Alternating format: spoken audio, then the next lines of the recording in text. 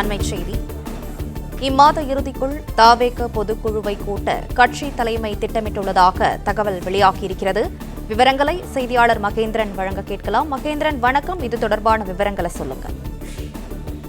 தமிழக வெற்றி கழகத்தில் உட்கட்சி தேர்தல் நடைபெற்று முடிந்துள்ள நிலையில் இம்மாத இறுதிக்குள் உட்கட்சி தேர்தல் நடைபெற்று முடிந்துள்ள நிலையில் இம்மாத இறுதிக்குள் பொதுக்குழுவை கூட்ட கட்சி திட்டமிட்டிருக்கிறது. குறிப்பாக இந்த மாத இறுதிக்குள் பொதுக்குழுவையும் கட்சி தொடங்கி 2ஆம் ஆண்டு தொடக்க விழாவையும் பெரிய அளவில் கொண்டாட திட்டமிட்டிருப்பதாக தகவலானது வெளியாகி இருக்கிறது. குறிப்பாக கடந்த ஒரு மாத காலமாக இந்த உட்கட்சி தேர்தலானது நடைபெற்று வந்தது. மாவட்ட செயலாளர்கள் நியமனம், மாவட்ட கழக பதவிகள் மற்றும் நகரம், பேரூர், ஒன்றியம், கிளைக்கழக அளவில் பல்வேறு பொறுப்புகளுக்கு இந்த நிர்வாகிகள் நியமனமானது உட்கட்சி தேர்தல் அறிவிக்கப்பட்டு நடைபெற்று வந்தது. இந்த நிலையில் இதுவரை 120 அமைப்பு ரீதியாக 120 மாவட்டங்களாக பிரிக்கப்பட்டு இதுவரை கட்சியின் தலைவர் விஜய் 95 மாவட்ட செயலாளர்களை நியமனம் செய்து மற்றும் 14 மாவட்ட கழக பொறுப்பாளர்களையும் நியமனம் செய்து அறிக்கையானது வெளியிட்டிருக்கிறார். அது போக மீதம் இருக்கக்கூடிய 25 மாவட்ட செயலாளர்களையும் இந்த வார இறுதிக்குள் நியமனம் செய்யப்படுவார்கள் என்று தகவல் சொல்லப்பட்டிருக்கிறது.